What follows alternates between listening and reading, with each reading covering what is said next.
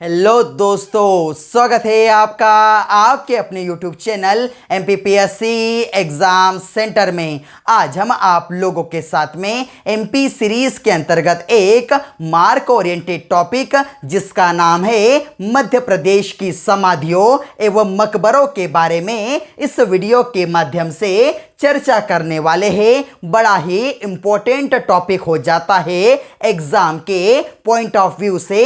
तो आइए बात करते हैं इस टॉपिक के बारे में। इस टॉपिक की मदद से आप लोगों को संपूर्ण जानकारी विस्तार पूर्वक उपलब्ध करा रहा हूं। यदि आपको ऊपरी नॉलेज चाहिए तो किसी अन्य वीडियो को देखना। यदि विस्तार में आपको इस वीडियो के बारे में समझना है तो ही इस वीडियो को देखना। प्रारंभ करते हैं ग्वालियर से।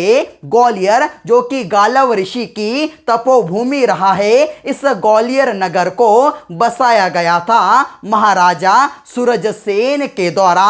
और आप जानते हैं ग्वालियर के किले के बारे में, जिसे किलों का रत्न या मोती कहा जाता है, जिसे पूर्व का जिब्राल्टर या भारत का जिब्राल्टर भी कहा जाता है। इसी ग्वालियर के अंतर्गत आप जानते हैं सिंधिया राजवंश की राजधानी रहा है। इसी ग्वालियर में स्थित है महारानी लक्ष्मीबाई की समाधि, जिन्हें हम जानते हैं एक और अन्य उपनाम से झांसी की रानी। आप जानते हैं 1857 के संग्राम के बारे में, भारत का सबसे पहला स्वतंत्रता संग्राम कहलाता है। इस संग्राम के अंतर्गत सबसे अच्छी वीरांगना जो यदि कोई थी तो उनका नाम है महारानी लक्ष्मीबाई।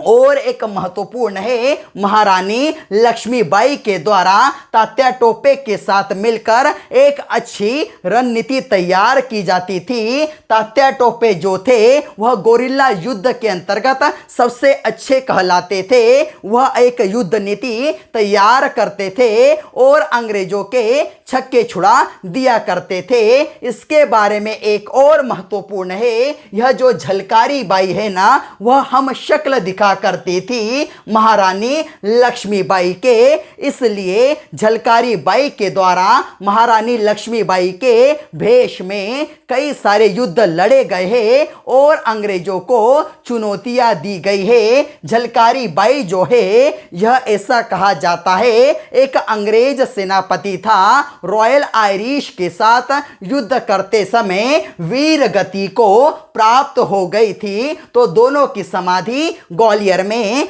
अब बात करते हैं ग्वालियर का जब भी जिक्र आता है तो तानसेन बड़े ही महत्वपूर्ण हो जाते हैं, जिनके बचपन का नाम रामतनु पांडे था। और एक महत्वपूर्ण इनका जो मकबरा कह लो, समाधि कह लो, ग्वालियर के अंतर्गत है, वह 55 वर्ग मीटर क्षेत्र में फैली है। मध्य प्रदेश का सबसे बड़ा मकबरा या समाधि तानसेन की है। और तानसेन का जन्म भी ग्वालियर के बोहट में हुआ था। यदि आगे बढ़े तो तानसेन के बारे में आप जानते हो अकबर के 9 रत्नों में शुमार थे। इसीलिए अकबर के द्वारा तानसेन के मकबरे का निर्माण 16वीं शताब्दी में कराया गया था। और एक महत्वपूर्ण है, तानसेन के गुरु हुआ करते थे मोहम्मद गोस।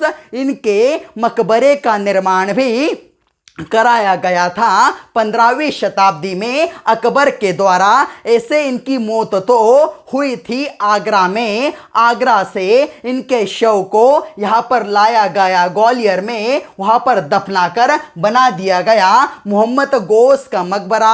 मोहम्मद गोस एक सिद्ध पीर कहलाते हैं। ऐसा कहा जाता है इनके मकबरे पर कई सारे देश विदेश से लोग यहाँ पर आकर अच्छे संगीतज्ञ बनने की मनोकामनाएं करते हैं। और साथ ही साथ यह जो मोहम्मद गोस है ना, जो बाबर था, उसके राजनीतिज्ञ गुरु भी कहलाते हैं। आगे बढ़ते हैं, बात करते हैं शिवपुरी के बारे में। शिवपुरी भी बड़ा महत्वपूर्ण है, जो सिंधिया राजवंश की ग्रीष्मकालीन राजधानी कहलाता है। शिवपुरी महारानी सांख्यराजे सिंधिया की समाधि, जिन्हें हम जानते हैं राजमाता के नाम से, राजमाता विजया राजे सिंधिया के नाम से जाना जाता है। इनकी समाधि कहाँ पर है? शिवपुरी में। आगरा के ताजमहल के समान सुंदर समाधि है और इस समाधि का निर्माण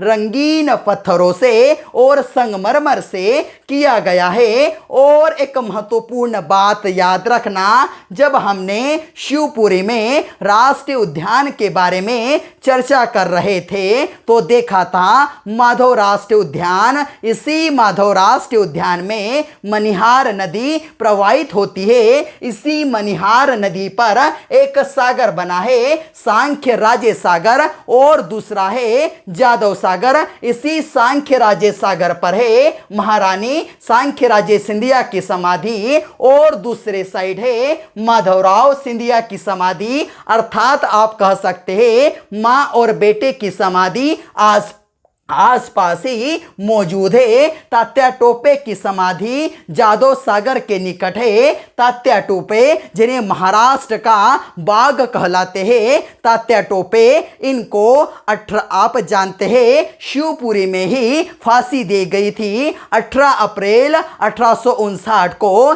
ऐसा कहा जाता है सिंधिया वंश के एक सामंत हुआ करते थे, मानसिंह के द्वारा अंग्रेजों से कहकर इन्हें पकड़वा दिया था। और एक महत्वपूर्ण है पीर बुदान का मकबरा, यह भी एक मुस्लिम पीर कहलाते हैं। इनका मकबरा भी शिवपुरी में है।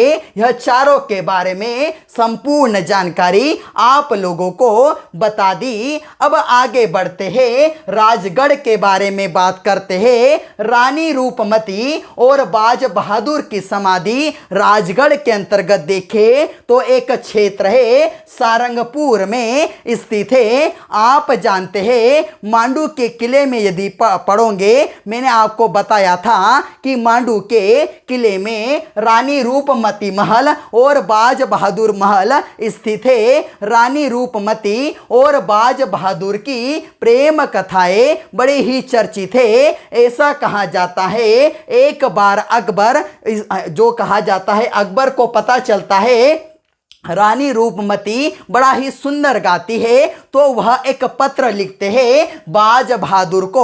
वह कहते हैं रानी रूपमती को दिल्ली दरबार भेज दो। इस बात से बाज बहादुर बड़े क्रोधित हो जाते हैं। वह उल्टा पत्र लिखते हैं कि आप आपकी रानियों को मांडू भेज दो। इस बात से अकबर नाराज होता है और एक उसका सेनापति था आदम खान, उसे भेज देता है चढ़ाई करने के लिए, युद्ध करने के लिए बाज बहादुर के साथ में। बाज बहादुर को आदम खान आकर उसे क्या कर लेता है, बंदी बना लेता है। जब यह बात रानी रूपमती को पता चलती है तो ऐसा कहा जाता है उसके पास में एक हीरा हुआ करता था। वह उस हीरे को निकलकर अपने सतीत्व को बचाने के लिए प्राणों की आहुति दे देती है। और इस प्रकार से बाज बहादुर को जब छोड़ दिया जाता है अकबर के द्वारा कहने पर, तो वह क्या करता है, इस रानी रूपमती के समाधि के पास में जाता है और सिर पटक पटक कर अपनी मौत को दावत दे देता है। अब यदि बात करें तो सारंगपुर का युद्ध 1561 में हुआ था। यहां से भी क्वेश्चन बना है। सारंगपुर का युद्ध अकबर के सेनापति आदम खान और बाज बहादुर के बीच में हुआ था।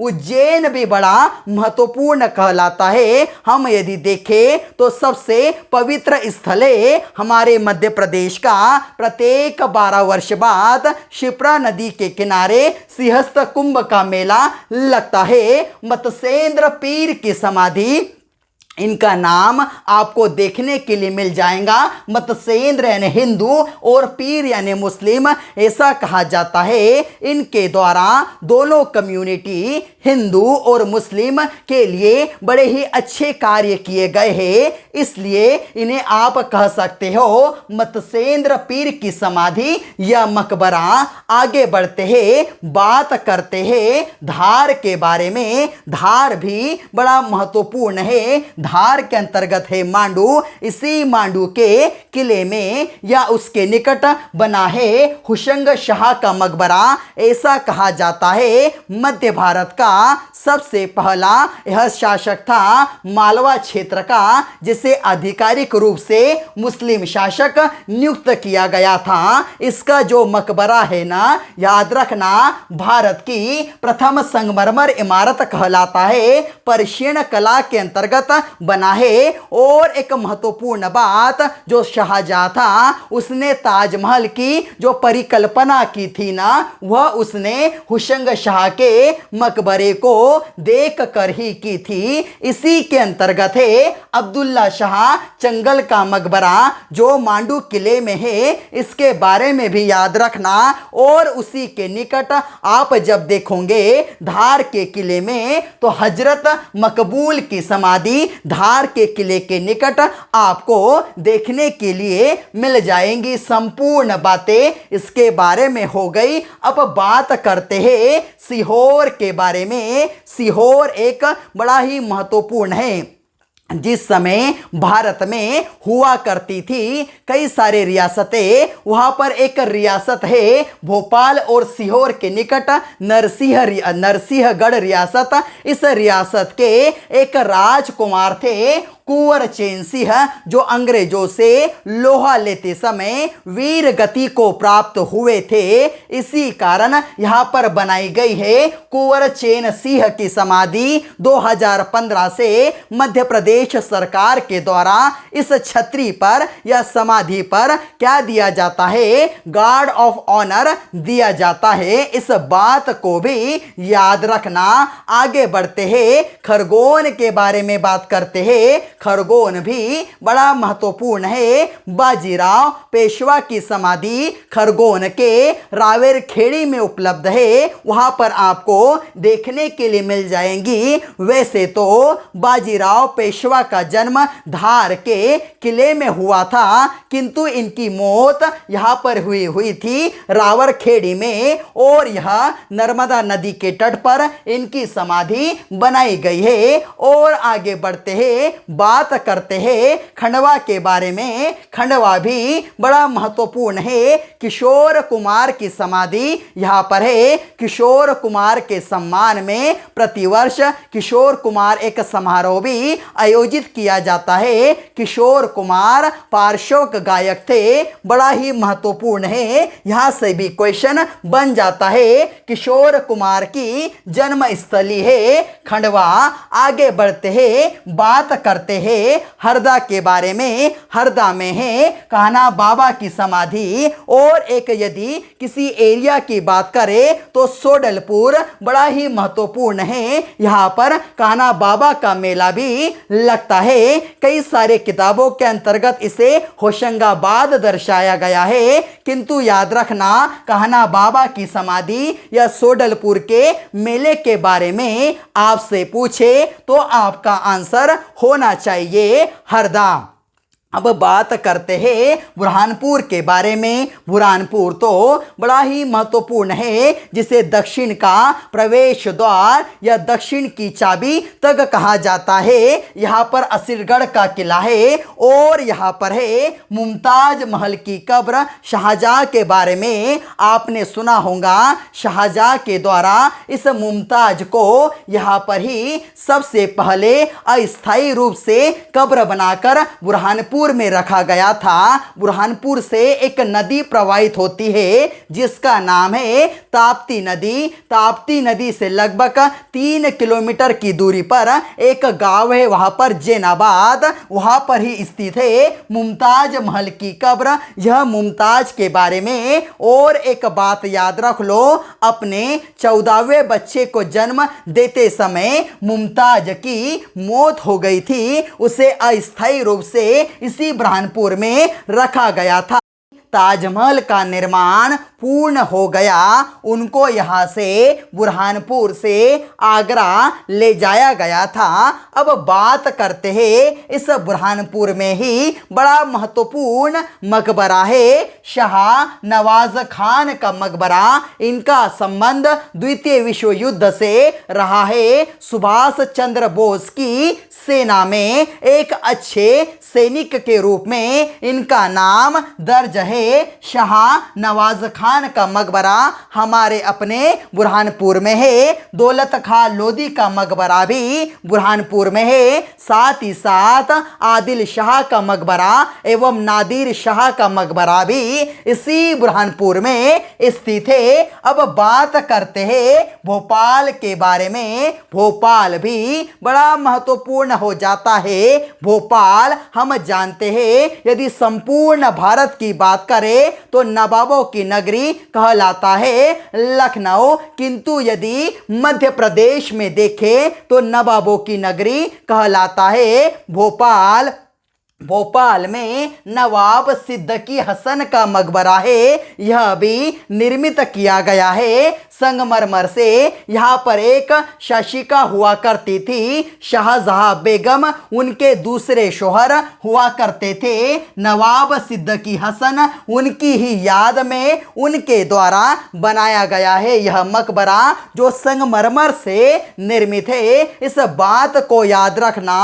अब देखते हैं दोस्त मोहम्मद एवं फतेह बीबी का मकबरा बड़ा ही महत्वपूर्ण हो जाते हैं। दोनों दोस्त मोहम्मद एवं फतेह बीबी, दोस्त मोहम्मद ऐसा कहा जाता है इनके बारे में भोपाल के प्रथम मुस्लिम शासक थे दोस्त मोहम्मद, और इनके द्वारा एशिया की सबसे छोटी, भारत की भी कह सकते हो सबसे छोटी मस्जिद का निर्माण कराया गया था जिसे हम जानते हैं ढाई सीढ़ी मस्जिद के नाम से। ऐसा कहा जाता है जब यह रास्ते से आ रहे थे तो इन्हें ढाई सीढ़ियां दिख गई, इसीलिए इन्होंने इस मस्जिद का नाम जब बनाई गई तो ढाई सीढ़ी मस्जिद रख दिया गया था। विदिशा में चलते हैं। अंग्रेजों की कब्र या गोरों की कब्र, समाधि कह लो या मकबरा कह लो, कहां पर स्थित है तो टिक करना किसे विदिशा को, यहां से क्वेश्चन बन सकता है। अब बात करते हैं मंडला के बारे में। मंडला भी बड़ा महत्वपूर्ण हो जाता है, गोंड वाला क्षेत्र कहलाता है, और यहां से एक बड़ी ही अच्छी शासिका जिनका नाम है रानी अवंतीबाई की समाधि यहां पर है। उनकी एक सहायिका हुआ करती थी गिरधारी बाई की समाधि भी यहां पर मौजूद है। इनके द्वारा भी अंग्रेजों को कड़ी चुनौती दी गई थी। अब बढ़ते हैं जबलपुर के में। जबलपुर में है रानी दुर्गावती की समाधि। मुगल शासक आसफ खान से लोहा लेने के लिए सबसे ज्यादा यदि कोई वीरांगना जानी जाती है तो उनका नाम है रानी दुर्गावती। ऐसा कहा जाता है इनका जन्म कालिंजर के किले में हुआ था दुर्गा अष्टमी के दिन, इसलिए इनका नाम रखा गया था दुर्गावती। इनके पति का नाम था दलपत शाह मड़ावी, और यह दोनों बड़े ही महत्वपूर्ण हो जाते हैं। यदि जबलपुर की यदि बात करें तो बरेला ग्राम में रानी दुर्गावती की समाधि है। और एक महत्वपूर्ण बात याद रख लेना, इन्हीं के नाम पर कई सारे विश्वविद्यालय आपको देखने के लिए मिल जाएंगे। कई सारी परियोजनाओं का निर्माण भी रानी दुर्गावती के नाम पर किया गया है। अब आगे बढ़ते हैं, बात करते हैं सागर के बारे में। सागर के अंतर्गत बाल जती शाह एवं मस्ताना अला शाह की मज़ारे है। यह जो मज़ारे है ना, बड़े ही महत्वपूर्ण है। यहाँ से क्वेश्चन बना है, सागर में बाल जती शाह एवं मस्ताना अली शाह की मज़ारे और कहाँ पर है? सागर का एक क्षेत्र है धमोनी। आपने धमोनी उर्स के बारे में सुना होगा, एग्जाम में क्वेश्चन पूछा गया है। धमोनी उर्स कहाँ पर लगता है? सागर में लगता है। और पंजपीर का मकबरा, पंजपीर का मकबरा, यह भी बड़ा महत्वपूर्ण है, यह भी स्थित है सागर में। अब आगे बढ़ते हैं, इस अशोक नगर की बात करते हैं। अशोक नगर के अंतर्गत सबसे एक महत्वपूर्ण तहसील है जिसका नाम है चंदेरी। और यह चंदेरी आपको पता है सबसे ज़्यादा बावड़िया स्थित होने के कारण इस चंदेरियों को कहा जाता है बावड़ियों का शहर। इसका पुराना नाम चंद्रगिरी था। यहाँ पर चंदेरी का किला बड़ा ही मशहूर है।